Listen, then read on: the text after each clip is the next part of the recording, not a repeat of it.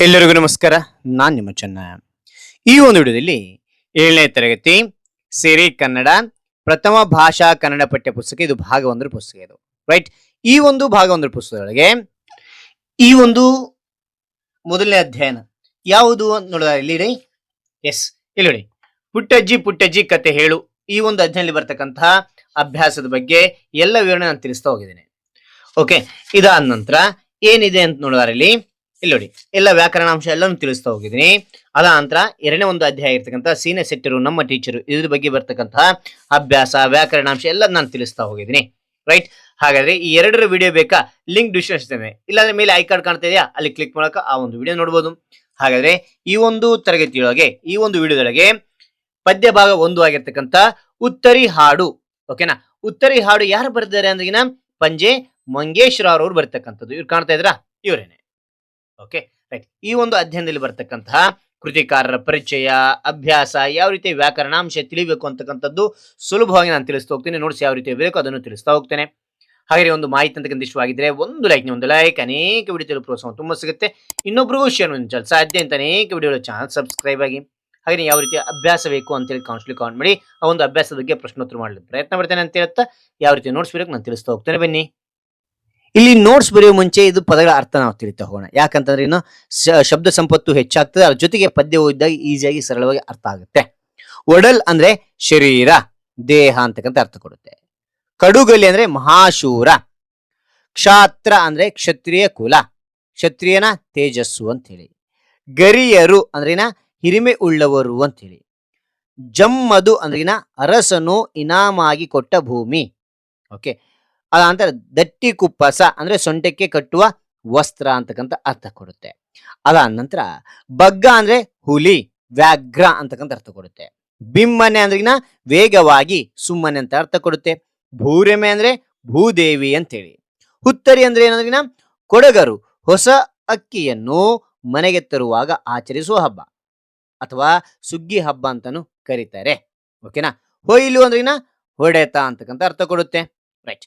ಅದಾದ ನಂತರ ಇಲ್ಲಿ ಅಭ್ಯಾಸ ಇದೆ. ಅಭ್ಯಾಸದಲ್ಲಿ ಕೆಳಗಿನ ಪ್ರಶ್ನೆಗೆ ಉತ್ತರಿಸಿ. 5 ಪ್ರಶ್ನೆ ಇತ್ತು, ಯಾವ ರೀತಿಯಾಗಿ ಉತ್ತರಿಸೋಕೆ ನಾನು ತಿಳಿಸ್ತಾ ಹೋಗ್ತೇನೆ. ನೋಟ್ಸ್ ಯಾವ ರೀತಿ ಬರೋಕೆ ತಿಳಿಸ್ತಾ ಹೋಗ್ತೇನೆ. ಬನ್ನಿ, ಇಲ್ಲಿ ನೋಡಿ ಮಕ್ಕಳೇ, ಚಿಕ್ಕನ ಅಕ್ಷರದಲ್ಲಿ ಪದ್ಯ ಭಾಗ 1 ಅಂತಕ್ಕಂಥ ಚಿಕ್ಕನ ಅಕ್ಷರ ಬರ್ರಿ. ಆ ನಂತರ ಉತ್ತರಿ ಹಾಡು ಅಂತ ದಪ್ಪನ ಅಕ್ಷರ ಬರೆದು ಇಲ್ಲಿ ಈ ಒಂದು ಅಧ್ಯಯನದ ಅಭ್ಯಾಸ ಯಾವತ್ತು ಬರೀತಿರುತ್ತೆ ಆ ಡೇಟ್ ನಲ್ಲಿ ಬರೀತಾ ಹೋಗಿ. ಆ ನಂತರ ಕೃತಿಕಾರರ ಪರಿಚಯ ಅಂತಕ್ಕಂಥ ಬರ್ರಿ, ಅಥವಾ ಕವಿ ಪರಿಚಯ ಅಂತ ಮೊದಲು ತಿಳಿಬೇಕಾಗುತ್ತೆ. ಓಕೆನಾ. ಅದ ನಂತರ ಅಭ್ಯಾಸಕ್ಕೆ ಹೋಗುವಾಗ ಚಿಕ್ಕದಾಗಿ ನಾನು ತಿಳಿಸ್ತಾ ಹೋಗ್ತೇನೆ. ಬನ್ನಿ, ಕವಿ ಯಾರು ಅಂದ್ರೆ ಶ್ರೀ ಪಂಜೆ ಮಂಗೇಶ್ವರ ಅವರವರು. ಜನನ ಯಾವಾಗಾಯ್ತು? ಸಾಮಾನ್ಯ ಶಕ 1774ರಲ್ಲಿ ಅಂತ ನೋಡ್ಬೋದು. ಜನ್ಮಸ್ಥಳ ದಕ್ಷಿಣ ಕನ್ನಡ ಜಿಲ್ಲೆಯ ಬಂಟ್ವಾಳದಲ್ಲಿ ಇವರ ಜನನ ಆಯ್ತು ಅಂತ ನೋಡ್ಬೋದು. ಅದಾದ ನಂತರ ಕಾವ್ಯನಾಮ, ಕವಿ ಶಿಷ್ಯ ಅಂತಕ್ಕಂಥದ್ದು ಇವರ ಕಾವ್ಯನಾಮ ಆಗಿತ್ತು ಅಂತ ನೋಡ್ಬೋದು. ಅದಾದ ನಂತರ ಕೃತಿಗಳು: ಉತ್ತರಿಯ ಹಾಡು, ನಾಗರ ಹಾವೆ, ಕೋಟಿ ಚೆನ್ನಯ್ಯ, ಗುಡುಗುಡು ಗುಮ್ಮಟ ದೇವರು, ಮಾತಾಡೋ ರಾಮಪ್ಪ ಅಂತಕ್ಕಂಥದ್ದು ಇವರ ಕೃತಿಗಳಾಗಿದ್ದು ಅಂತ ನೋಡ್ಬೋದು. ಆ ನಂತರ ಗೌರವ, ಏನ್ ಗೌರವ ಸಿಕ್ತು ಅಂದ್ರಿಗಿನ ಸಾಮಾನ್ಯ ಶಕ 1934ರಲ್ಲಿ ನಡೆದ 20ನೇ ಅಖಿಲ ಭಾರತ ಕನ್ನಡ ಸಾಹಿತ್ಯ ಸಮ್ಮೇಳನದ ಅಧ್ಯಕ್ಷರಾಗಿದ್ರು ಅಂತ ನೋಡ್ಬೋದು, ರೈಟ್. ಅದಾದ ನಂತರ ಅಭ್ಯಾಸ ಬರೀಬೇಕಾಗುತ್ತೆ, ರೈಟ್. ಇಲ್ಲಿ ನೋಡ್ತೋಣ ಯಾವ ರೀತಿ ಅಭ್ಯಾಸ ಬರೀಬೇಕು ಅದನ್ನು ತಿಳಿಸಿ ಮಕ್ಕಳೇ. ಅಭ್ಯಾಸ ಅಂತಕ್ಕಂಥ ಬರೀತಾ ಹೋಗಿ ಕೆಳಗಿನ ಪ್ರಶ್ನೆಗಳಿಗೆ ಉತ್ತರಿಸಿ ಅಂತ ಬರೀರಿ. ಓಕೆ, ಮೊದಲನೇ ಪ್ರಶ್ನೆ ನೋಡಿ, ಕಾವೇರಿಯು ಹೇಗೆ ಹೊಳೆಯುತ್ತಾಳೆ ಅಂತ ಕೇಳಿದರೆ ಉತ್ತರ: ಮುಗಿಲಲ್ಲಿ ಮಿಂಚಿನಂತೆ ಕಾವೇರಿ ಹೊಳೆಯುತ್ತಾಳೆ ಅಂತಕ್ಕಂಥದ್ದು. 2ನೇ ಪ್ರಶ್ನೆ, ಸೋಲು ಸಾವರಿಯದವರು ಯಾರು ಅಂತ ಕೇಳಿದರೆ ಓಕೆ, ಉತ್ತರ ನೋಡಿ: ಕೊಡಗು ಹಿರಿಯರು, ಸೋಲು ಸಾವರಿಯದವರು. ಓಕೆನಾ. ಇಷ್ಟು ನೆನ್ಪಿಟ್ರೆ ಸಾಕು, ಉಳಿದೆಲ್ಲ ಪ್ರಶ್ನೆಯಲ್ಲಿ ಇರ್ತದೆ. ಓಕೆ. ಆ ನಂತರ 3ನೇ ಪ್ರಶ್ನೆ ಇದೆ. ಏನ್ ಕೊಟ್ಟಿದ್ದಾರೆ 3ನೇ ಪ್ರಶ್ನೆ ಅಂದ್ರಿಗಿನ ಕೊಡಗು ಯಾವ ಗಿರಿಯಿಂದ ಯಾವ ಗಿರಿಯ ಪರ್ಯಂತ ಬೆಳೆದಿದೆ ಅಂತ ಕೇಳಿದರೆ ಉತ್ತರ: ಕೊಡಗು ಬೊಮ್ಮಗಿರಿಯಿಂದ ಪುಷ್ಪಗಿರಿಯವರೆಗೆ ಬೆಳೆದಿದೆ ಅಂತಕ್ಕಂಥದ್ದು. 4ನೇ ಪ್ರಶ್ನೆ ನೋಡಿ, ಕಾವೇರಿಯ ತವರ್ಮನೆ ಯಾವುದು ಅಂತ ಹೇಳಿ ಪ್ರಶ್ನೆ ಕೇಳಿದ್ದಾರೆ. ಓಕೆನಾ. ಉತ್ತರ ನೋಡಿ, ಏನಿದೆ ಉತ್ತರ ಅಂದ್ರಿಗಿನ ಕಾವೇರಿಯ ತವರ್ಮನೆ ಕೊಡಗು ಅಂತಕ್ಕಂಥದ್ದು. ಪ್ರಶ್ನೆ ಯಾವ ರೀತಿ ಅದೇ ರೀತಿಯ ಬರೀತಾ ಹೋಗಿ ಇದು ನೆನ್ಪಿಟ್ರೆ ಸಾಕು. ಓಕೆ. ಆ ಅಂತ 5ನೇ ಪ್ರಶ್ನೆ ನೋಡಿ, ಯಾವ ಹೊಯ್ಲಿಗೆ ಕುಣಿಗೆ ಕುಣಿದ ಪದ ಹೊರ ಹೊಮ್ಮಬೇಕು ಅಂತ ಕೇಳಿದರೆ ಉತ್ತರ: ಪಾತರ ಕೋಲ ಚಿಮ್ಮಿ ಕುಣಿವ ಪದ ಹೊರ ಹೊಮ್ಮಬೇಕು ಅಂತಕ್ಕಂಥದ್ದು ಉತ್ತರ ಆಗಿರುತ್ತೆ. ಓಕೆ, ಮುಂದಿನ ನೋಡ್ತೋಣ. ಇಲ್ಲಿ ನೋಡಿ ಮಕ್ಕಳೇ, ಅಭ್ಯಾಸದಲ್ಲಿ ಆ ಅಂತಕ್ಕಂಥದ್ದಾಯ್ತು. ಇಲ್ಲಿ ಆ ಅಂತಕ್ಕಂಥದ್ದಿದೆ. ಕೆಳಗಿನ ಪದ್ಯ ಭಾಗವನ್ನು ಪೂರ್ಣಗೊಳಿಸಿ ಕಂಠಪಾಠ ಮಾಡಿರಿ ಅಂತಿದೆ. ಹೌದಾ? ಇಲ್ಲಿ ಏನ್ ಕೊಟ್ಟಿದ್ದಾರೆ ಇಲ್ಲಿ ನೋಡಿ, ಅದರಲ್ಲಿ ಎಲ್ಲಿ ಭೂರಮೆ ದೇವ ಸನ್ನಿಧಿ ಬಯಸಿ ಬಿಮ್ಮನೆ ಬಂದಳು ಅಂತಿದೆಯಾ? ಇದು ಎಲ್ಲಿದೆ ನೋಡ್ತೋಣ ಪದ್ಯ ಭಾಗದಲ್ಲಿ. ಇಲ್ಲಿ ನೋಡಿ ಪದ್ಯ ಭಾಗದಲ್ಲಿ ಇಲ್ಲಿದೆ ನೋಡಿ, ಮೊದಲನೇ ಒಂದು ಪ್ಯಾರಾಗ್ರಾಫ್ ಇದೆ. ಎಲ್ಲಿ ಭೂರಮೆ ದೇವ ಸನ್ನಿಧಿ ಬಯಸಿ ಬಿಮ್ಮನೆ ಬಂದಳೋ, ಇಲ್ಲಿಂದ ಇಲ್ಲಿಯವರೆಗೆ ನೀವೇನು ಮಾಡಬೇಕಾಗುತ್ತೆ, ಅಲ್ಲಿ ಪೂರ್ಣಗೊಳಿಸಿ ಕಂಠಸ್ಥ ಹಾಕ್ಬೇಕಾಗುತ್ತೆ. ಅದ್ರ ಜೊತೆಗೆ ಇನ್ನೊಂದು ಪದ್ಯ ಭಾಗ ಕೊಟ್ಟಿದ್ದಾರೆ. ಇಲ್ಲಿ ಕೊಟ್ಟಿದ್ದಾರೆ, ಏನ್ ಕೊಟ್ಟಿದ್ದಾರೆ ಇಲ್ಲಿ? ಒಮ್ಮತವು ಒಗ್ಗಟ್ಟು ಒಂದೇ ಮನವು ಅಂತಿದೆಯಾ? ರೈಟ್. ಇಲ್ಲಿ ನೋಡಿ, ಇದು ಇಲ್ಲಿಂದ ಇಲ್ಲಿಯವರೆಗೆ 4 ಸಾಲುಗಳನ್ನ ಬರೆದು ಕಂಠಸ್ಥ ಹಾಕ್ಬೇಕಾಗುತ್ತೆ. ಓಕೆನಾ? ರೈಟ್. ಇಲ್ಲಿ ವ್ಯಾಕರಣ ಮಾಹಿತಿ ಅಂತಿದೆ. ಗುಣಿತಾಕ್ಷರಗಳ ಬಗ್ಗೆ ನಾನು ಮುಂದೆ ನಾನು ತಿಳಿಸ್ತಾ ಹೋಗ್ತೇನೆ. ಇಲ್ಲಿ ಭಾಷಾಭ್ಯಾಸ ಅಂತ ಕಾಣುತ್ತಾ? ಇಲ್ಲಿ ನೋಡ್ತೋಣ. ಇಲ್ಲಿ ನೋಡಿ ಮಕ್ಕಳೇ, ಭಾಷಾಭ್ಯಾಸ ಅಂತಿದೆ. ಮಾದರಿಯಂತೆ ಬಿಡಿಸಿ ಬರೆಯಿರಿ ಅಂತಿದೆ. ಓಕೆನಾ? ಮಾದರಿ ಕೊಟ್ಟಿದ್ದಾರೆ. ಇಲ್ಲಿ ಕನಿಕರ ಅಂತಿದೆ. ಕ ಅನ್ನೋ ಅಕ್ಷರನ್ನ ಯಾವ ರೀತಿ ಬಿಡಿಸಿದ್ರೆ ನೋಡಿ, ಕ ಅನ್ನೋ ವ್ಯಂಜನಕ್ಕೆ ಆ ಅಂತಕ್ಕಂಥ ಸ್ವರ ಕೂಡಿದ್ರೆ ಏನಾಗುತ್ತೆ? ಕ ಅಂತಕ್ಕಂಥದ್ದಾಗುತ್ತೆ. ಇದು ಚೆನ್ನಾಗಿ ನೆನ್ಪಿಡ್ತಾ ಹೋಗಿ ಮಕ್ಕಳೇ. ಓಕೆನಾ? ನೀ ಅಂತಿದೆ. ನೀ ಅಂತಂದಾಗ ನ ಅನ್ನೋ ವ್ಯಂಜನಕ್ಕೆ ಈ ಅಂತಕ್ಕಂಥ ಒಂದು ಅಕ್ಷರ ಕೂಡಿದಾಗ ಮಾತ್ರ ಅವಾಗ ಏನಾಗುತ್ತೆ ಅಂದ್ರೆ ನೀ ಅಂತಕ್ಕಂಥದ್ದಾಗುತ್ತೆ. ಇಲ್ಲಿ ಕ ಅಂತಿದೆ. ಕ ಅಂತ ಅಕ್ಷರ ಆಗ್ಬೇಕಂದ್ರೆ ಏನತ್ತೆ? ಕ ಅನ್ನೋ ವ್ಯಂಜನಕ್ಕೆ ಆ ಅಂತಕ್ಕಂಥ ಸ್ವರ ಸೇರಿದಾಗ ಅವಾಗ ಏನಾಗುತ್ತೆ? ಕ ಅಂತಕ್ಕಂಥದ್ದಾಗುತ್ತೆ. ಓಕೆ. ಅದಾನಂತರ ರ ಅಂತಕ್ಕಂಥ ಅಕ್ಷರ ಇದೆ. ರ ಅದಲ್ಲೇನ ಅರ್ ಅಂತಕ್ಕಂಥ ವ್ಯಂಜನಕ್ಕೆ ಆ ಅಂತಕ್ಕಂಥ ಸ್ವರ ಕೂಡಿದ್ರೆ ಅವಾಗ ಏನಾಗುತ್ತೆ? ಅದು ಅಂದ್ರಿನ ರ ಅಂತಕ್ಕಂಥ ವ್ಯಂಜನ ಆಗುತ್ತೆ. ಓಕೆನಾ? ಇದನ್ನ ಚೆನ್ನಾಗಿ ನೆನ್ಪಿಡ್ತಾ ಹೋಗಿ. ರೈಟ್. ಇಲ್ಲಿ ನೋಡಿ, ಸಹಕಾರ ಅಂತಿದೆ. ಸ ಅಂತಕ್ಕಂಥ ಅಕ್ಷರವನ್ನ ಸ ಪ್ಲಸ್ ಆ ಅಂತಕ್ಕಂಥದ್ದನ್ನ ಇಲ್ಲಿ ಬಿಡಿಸಿದ್ದೀನಿ. ಹ ಅಂತಕ್ಕಂಥ ಅಕ್ಷರವನ್ನ ಹ ಪ್ಲಸ್ ಅ ಅಂತಕ್ಕಂಥದ್ದನ್ನ ಕೂಡಿಸಿದಾಗ ಹ ಅಂತಕ್ಕಂಥದ್ದಾಗುತ್ತೆ. ನಾನು ಬಿಡಿಸ್ತಾ ಹೋಗಿದ್ದೀನಿ ನಿಮಗೆ. ಓಕೆನಾ? ಕಾ ಅಂತಿದೆ.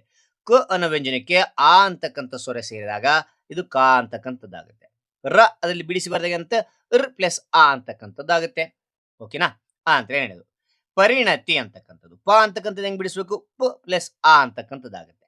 ರಿ ಅಂತಕ್ಕಂಥದ್ದು ರ್ ಪ್ಲಸ್ ಇ ಅಂತಕ್ಕಂಥದ್ದಾಗುತ್ತೆ.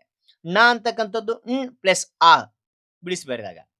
ತಿ ಅಂತಕ್ಕಂಥದ್ದು ತಿ ಅಂದಾಗ ಇ ಅಂತಕ್ಕಂಥ ಇಲ್ಲಿ ಸ್ವರ ಇರುತ್ತೆ. ತಿ ತ ಅಂತ ಬರೆದು ಇ ಬರ್ದಾಗ ಅದನ್ನ ಬಿಡಿಸಬೇಕಾಗುತ್ತೆ. ಆ ಅಂತ ಚೇತನ ಅಂತಿದೆ. ಚೇ ಅಂತಿದೆ ಇಲ್ಲಿ. ಚ ಪ್ಲಸ್ ಎ. ಓಕೆನಾ? ಚೇ ಅಂತ ಇವೆರಡು ಕೂಡಿದಾಗ ಚೇ ಅಂತಕ್ಕಂಥದ್ದಾಗುತ್ತೆ. ಇಲ್ಲಿ ತ ಅಂತಿದೆ. ತ ಪ್ಲಸ್ ಆ ಕೂಡಿದಾಗ ಇಲ್ಲಿ ತ ಅಂತಕ್ಕಂಥದ್ದಾಗುತ್ತೆ. ಓಕೆನಾ? ನ್ ಅಂದ್ರೆ ನ ಅಂತ ಹೆಂಗ್ ಬಿಡಿಸ್ಬೇಕಂದ್ರೆ ಪ್ಲಸ್ ಆ ಅಂತಕ್ಕಂಥದ್ದಾಗುತ್ತೆ. ಆ ನಂತರ ಪ್ರವಾಸ ಅಂತಿದೆ. ಪ್ರ ಅಂತಂದಾಗ ಇಲ್ಲಿ ನೋಡಿ ಮಕ್ಕಳೇ, ಪ ಅಂತಕ್ಕಂಥದ್ದೇ, ಇಲ್ಲಿ ರ ಅಂತಕ್ಕಂಥ ಒತ್ತಕ್ಷರ ಇದೆ. ಆ ನಂತರ ಪಾದಲ್ಲಿ ಆ ಕೂಡಿರ್ತದೆ. ಓಕೆನಾ? ಅವಾಗ ಪ್ರ ಅಂತಕ್ಕಂಥದ್ದಾಯ್ತು. ಇಲ್ಲಿ 3 ಇಲ್ಲಿ ನೋಡ್ತೇವೆ. ವ ಅಂತಿದೆ. ಉ ಪ್ಲಸ್ ಆ ಬಿಡಿಸಿ ಬರೆದಾಗ ಆಗುತ್ತೆ. ಸ ಅಂತಕ್ಕಂಥದ್ದು ಸ್ ಪ್ಲಸ್ ಆ ಅಂತಕ್ಕಂಥದ್ದಾಗುತ್ತೆ. ಅವಾಗ ಏನತ್ತೆ? ಸ ಅಂತಕ್ಕಂಥ ಅಕ್ಷರ ಆಗುತ್ತೆ. ಸ ಪ್ಲಸ್ ಆ ಕೂಡಿದಾಗ. ಓಕೆನಾ? ಇಲ್ಲಿ ಭಯಾನಕ ಅಂತಿದೆ. ಭ ಅಂತಂದಾಗ ಬ ಪ್ಲಸ್ ಆ ಕೂಡಿರುತ್ತೆ. ಆಯ್ತಾ? ಯಾದಲ್ಲಿ ಏನ್ ಕೂಡಿದೆ ಅಂದ್ರಿನ ಯ ಅನ್ನೋ ವ್ಯಂಜನಕ್ಕೆ ಆ ಯಾ ಅಂದ್ರೆ ಯಾ ಆ ಅಂತಕ್ಕಂಥದ್ದಿರುತ್ತೆ. ಓಕೆನಾ? ಆ ಅಂತ ನಾ ಅಂತಿದೆ. ನಾ ಹೆಂಗ್ ಬಿಡಿಸ್ಬೇಕಂದ್ರಿನ ಪ್ಲಸ್ ಆ ಅಂತಕ್ಕಂಥದ್ದು.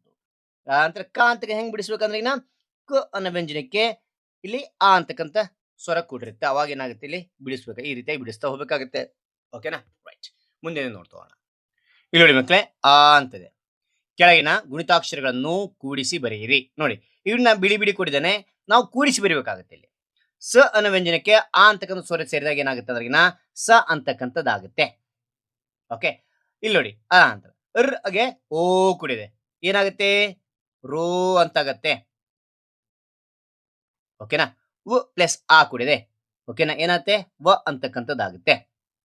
ಅನ್ನೋ ವ್ಯಂಜನಕ್ಕೆ ಆ ಅಂತಕ್ಕಂಥ ಸ್ವರ ಕೂಡಿದೆ ಏನಂತೆ? ರ ಅಂತಕ್ಕಂಥದ್ದಾಗುತ್ತೆ. ಅವಾಗ ಏನಾಗುತ್ತೆ? ಸರೋವರ ಅಂತಕ್ಕಂಥದ್ದಾಗುತ್ತೆ. ಓಕೆ. ಆ ಅಂತರ ಚ ಮತ್ತೆ ಆ ಕೂಡಿದಾಗ ಚ ಅಂತಕ್ಕಂಥದ್ದಾಗುತ್ತೆ. ಇಳ್ ಪ್ಲಸ್ ಉ ಕೂಡಿದಾಗ ಳು ಅಂತಕ್ಕಂಥದ್ದಾಗುತ್ತೆ. ವ ಪ್ಲಸ್ ಆ ಕೂಡಿದಾಗ ಏನಾಗುತ್ತೆ? ವ ಅಂತಕ್ಕಂಥದ್ದಾಗುತ್ತೆ. ಇಳ್ ಪ್ಲಸ್ ಇ ಕೂಡಿದಾಗ ಏನಾಗುತ್ತೆ? ಳಿ ಅಂತಕ್ಕಂಥದ್ದೇ. ಚಳುವಳಿ ಅಂತಕ್ಕಂಥದ್ದಾಗುತ್ತೆ. ಈ ರೀತಿಯಾಗಿ ಏನ್ ಮಾಡ್ತಾ ಹೋಗ್ತಾರ ನೀವು ತಿಳಿತಾ ಹೋಗಿ ಮಕ್ಕಳೇ. ಇದೊಂದು ತಿಳಿಸ್ತೀನಿ ನೋಡಿ. ರ್ ಅನ್ನೋ ವ್ಯಂಜನಕ್ಕೆ ಆ ಅಂತಕ್ಕಂಥ ಸ್ವರ ಕೂಡಿದರೆ ರ ಅಂತಕ್ಕಂಥದ್ದಾಗುತ್ತೆ. ಹ ಅಂದಗೆ ಆ ಕೂಡಿದಾಗ ಏನಂತೆ? ಹ ಅಂತಕ್ಕಂಥದ್ದಾಗುತ್ತೆ.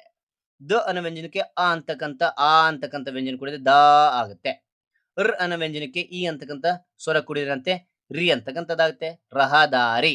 ಓಕೆನಾ? ಈ ರೀತಿಯಾಗಿ ಜಾಗೃತಿ, ಹಿಮಾಲಯ ಅಂತಕ್ಕಂಥದ್ದಾಗುತ್ತೆ. ಓಕೆನಾ ಮಕ್ಕಳೇ? ಮುಂದಿನ ನೋಡ್ತೋಣ. ಇಲ್ಲಿ ನೋಡಿ ಮಕ್ಕಳೇ, ಆ ಓದಿಗೆ ಮನ್ನಣೆ ಅಂತಕ್ಕಂಥದ್ದು. ದೇಶಕ್ಕಾಗಿ ಹೋರಾಡಿದ ಕೊಡಗಿನ ವೀರರನ್ನು ಕುರಿತು ಹಾಡುಗಳನ್ನು ಸಂಗ್ರಹಿಸಿ ರಾಗಬದ್ಧವಾಗಿ ಹಾಡಿ. ಓಕೆನಾ, ನೀವು ನೆಟ್ನಲ್ಲಿ ಸಿಗುತ್ತವೆ ಇವೆಲ್ಲವೂ ಕೂಡ, ಅಥವಾ ಗ್ರಂಥಾಲಯ ಇದ್ರೆ ಗ್ರಂಥಾಲಯದಲ್ಲೂ ಈ ಮಾಹಿತಿ ಸಿಗುತ್ತದೆ. ಓಕೆನಾ, ಅದಾದ ನಂತರ ಏನಿದೆ, ಎರಡನೇದು ಕೊಡಿದರೆ ವೀರ ಸೈನಿಕರ ಜೀವನ ಚರಿತ್ರೆಯನ್ನು ಓದಿ. ಗ್ರಂಥಾಲಯದ ಇಂಥ ಪುಸ್ತಕಗಳು ಸಿಗುತ್ತವೆ, ಆ ಪುಸ್ತಕಗಳನ್ನ ಓದಿ ಮಕ್ಕಳೇ. ಓಕೆ, ಆ ನಂತರ ಈ ಇದೆ ಶುಭ ನುಡಿ. ಏನ್ ಕೊಟ್ಟಿದ್ದಾರೆ ಶುಭ ನುಡಿ ಅಂದ್ರಿಗಿನ ದೇಶ ಸೇವೆಯೇ ಈಶ ಸೇವೆ. ದೇಶ ಸೇವೆ ಮಾಡಿದೆ, ಈಶನ ಸೇವೆ ಮಾಡಿದೆ. ಈಶ ಅಂದ್ರೆ ಈಶ್ವರ, ಶಿವನ ಸೇವೆ ಮಾಡಿದಂಗೆ ಅಂತ ಹೇಳ್ತಾರೆ. ದೇಶವೇ ಗುಡಿ, ದೇಶಕ್ಕಾಗಿ ದುಡಿ. ಓಕೆನಾ, ದೇಶವೇ ಗುಡಿ ಇದ್ದಂಗೆ ದೇಶಕ್ಕಾಗಿ ನಾವು ದುಡಿಬೇಕು ಅಂತಕ್ಕಂಥದ್ದನ್ನಲ್ಲಿ ತಿಳಿಸ್ತಾರೆ. ಅದ ನಂತರ ದೇಶಕ್ಕಾಗಿ ಒಂದಾಗಿರಿ, ದೇಶಕ್ಕಾಗಿ ಮುಂದಾಗಿರಿ. ನಾವೆಲ್ಲ ಒಂದಾಗಿದ್ರೆ ನಾವೆಲ್ಲರೂ ಮುಂದಾಗ್ಲಿಕ್ಕೆ ಸಾಧ್ಯ. ಓಕೆ, ಹಾಗಾದ್ರೆ ಈ ಒಂದು ಮಾಹಿತಿಯಲ್ಲಿ ಏನಾದರೂ ಡೌಟ್ ಇತ್ತಾ ಕಾನ್ಸ್ಟ್ಲಿ ಕಾಮೆಂಟ್ ಮಾಡಿ, ನಾನು ಅದಕ್ಕೆ ಉತ್ತರ ನೀಡ್ತೇನೆ. ಹಾಗಾದ್ರೆ ಈ ಎಲ್ಲಾ ಮಾಹಿತಿ ಅಂತ ನಿಮ್ಗೆ ಇಷ್ಟವಾಗಿದ್ರೆ ಒಂದು ಲೈಕ್, ಅನೇಕ ವಿಡಿಯೋದಲ್ಲಿ ಪ್ರೋತ್ಸಾಹ ತುಂಬ ಸಿಗುತ್ತೆ. ಇನ್ನೊಬ್ರಿಗೆ ಶೇರ್ ಮಾಡಿ ಚಾನಲ್ ಸಾಧ್ಯ. ಇಂಥ ಅನೇಕ ವಿಡಿಯೋ ಚಾನಲ್ ಸಬ್ಸ್ಕ್ರೈಬ್ ಆಗಿ. ಹಾಗೆ ನೀವು ಯಾವ ಒಂದು ಅಭ್ಯಾಸ ಬೇಕಂತೇಳಿ ಕಾನ್ಸ್ಟ್ಲಿ ಕಾಮೆಂಟ್, ಆ ಒಂದು ಅಭ್ಯಾಸದ ಬಗ್ಗೆ ನಾನು ವಿಡಿಯೋ ಮಾಡಲು ಪ್ರಯತ್ನ ಪಡ್ತೇನೆ ಅಂತ ಹೇಳ್ತಾ ಮತ್ತೊಂದು ಹೊಸ ವಿಷಯದಿಂದ ಮತ್ತೊಂದು ಹೊಸ ವಿಡಿಯೋದಿಂದ ಭೇಟಿ ಆಗ್ತೇನೆ. Thank you for watching. Bye.